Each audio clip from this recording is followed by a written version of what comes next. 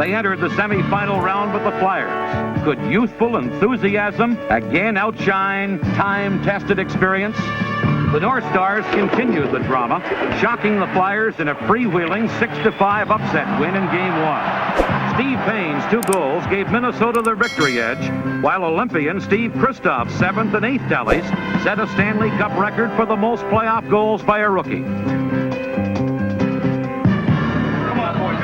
The opening game loss had been a jolt to Philadelphia, but the Flyer team is built on hard work, muscle, and pride.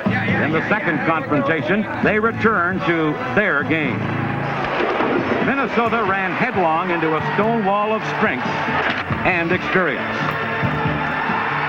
Flyers coach Pat Quinn, alternating goalies, went with veteran Phil Meir between the pipes, and the Flyers shut out Minnesota in Game 2, allowing little breathing space the rest of the series.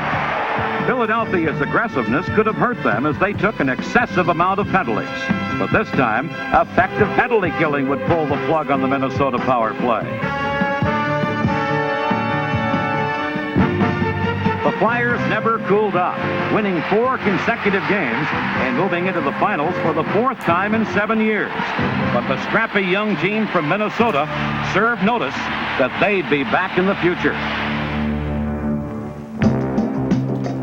Meanwhile, the fans in Buffalo weren't interested in next year. They believed that this was their year. A 22-game unbeaten streak at the odd made their home ice advantage seem insurmountable. But as this Islander team had shown against Boston, they could win on the road. 3 games later, the Sabres were in a state of shock as the Islanders were on the brink of a 4-game sweep.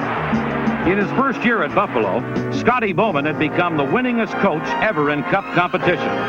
His courageous team fought their hearts out trying to do what only 2 teams in playoff history had ever achieved, come back from a 3-game deficit.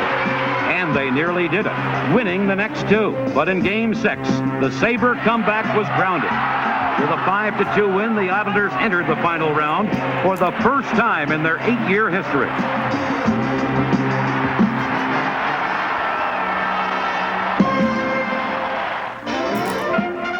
Now the stage was set for the Flyers and Islanders to open their dramatic matchup for hockey's ultimate prize, the Stanley Cup.